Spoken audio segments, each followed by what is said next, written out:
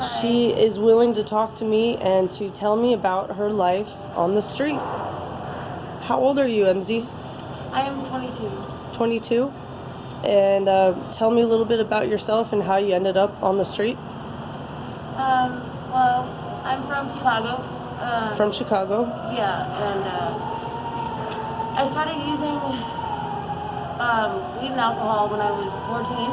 Okay. When I was 14, and it was just, I was the new girl in high school my freshman year, and it just seemed like all the people that were cool were drinking and smoking, and I was the only brown girl, and I wanted to fit in, so I started that way. But then at the age of 16, I started to snort cocaine, and at that point, it wasn't about fitting in anymore. I loved it. I actually, wanted to do it.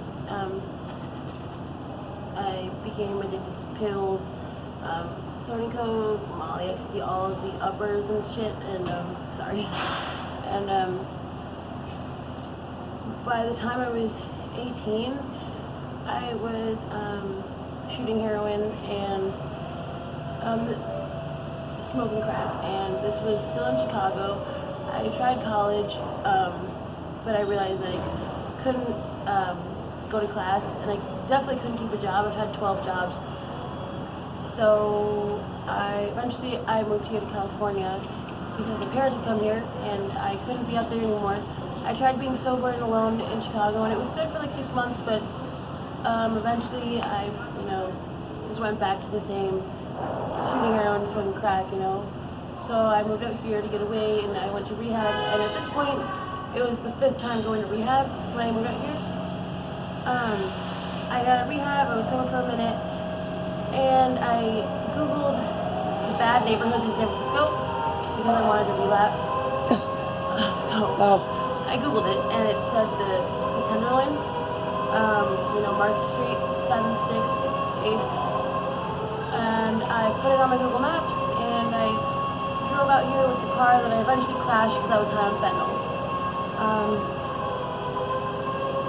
One day, after like 5 more times going to rehab, it was my 2nd day trying to get off opiates, and I was withdrawing like a motherfucker, and I decided to come back to the Tenderloin.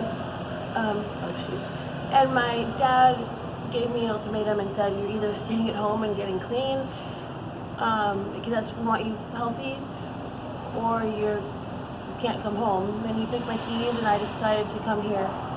So I've been out here now for a year and a half, and I began to smoke fentanyl. I used to smoke crack. I don't shoot heroin anymore, but I've dabbled with shooting fentanyl, but I do smoke it. And if I could go back, I would. I wouldn't do that first line of coke. What do you do to earn money? How do you get the drugs that you use? Prostitution, my charm, stealing from stores and selling it, like boosting, like every day, just a constant, like, how am I gonna get my next one, So and I've gotten caught at stores, so sometimes you can't leave the store with stuff. Like all the Walgreens and all of the other pharmacies have securities now because of this boosting shit, and like, it's getting harder and harder to steal items, so if that doesn't work,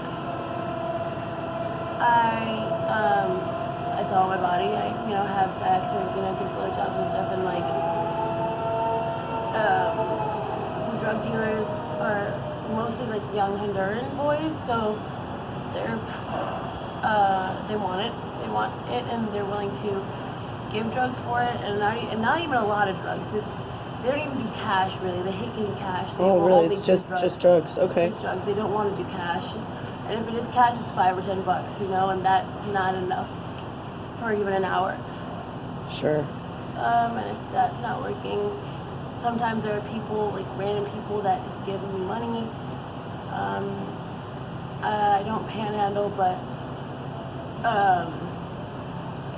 when people come out here and they give people, a couple bucks, or you can ask for a couple bucks and they'll maybe give you a couple bucks, that adds up sometimes, but mostly you get it, you can smoke with your friends,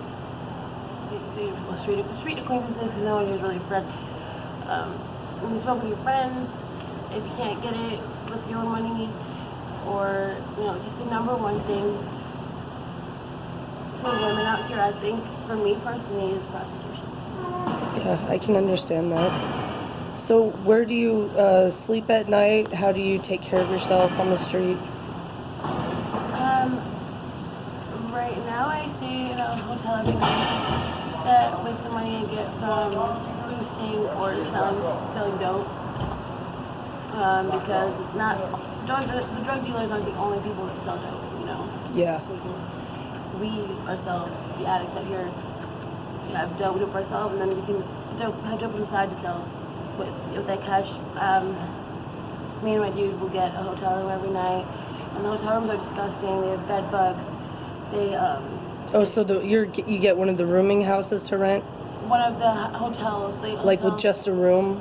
Just a room, and the bathrooms are not in the rooms. They're the community bathrooms. They're gross. They have roaches and bed bugs. It's cheap as fuck. It's like $40 a night, so people get housing by doing that, they're inside.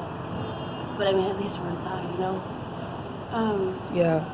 Besides that, when I couldn't afford to do that,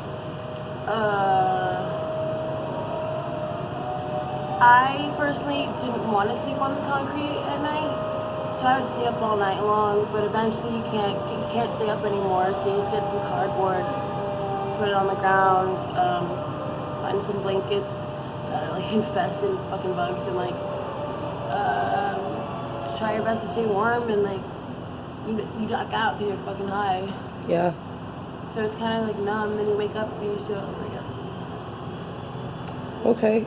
Do you want to keep doing drugs, or do you want to do something different? I want to keep doing drugs. You want to keep doing drugs? You enjoy it? You like how it makes you feel? It numbs everything, for sure. Sometimes I'm not high. I'm high a lot. But when you're not high, you think about it, and you think about your family.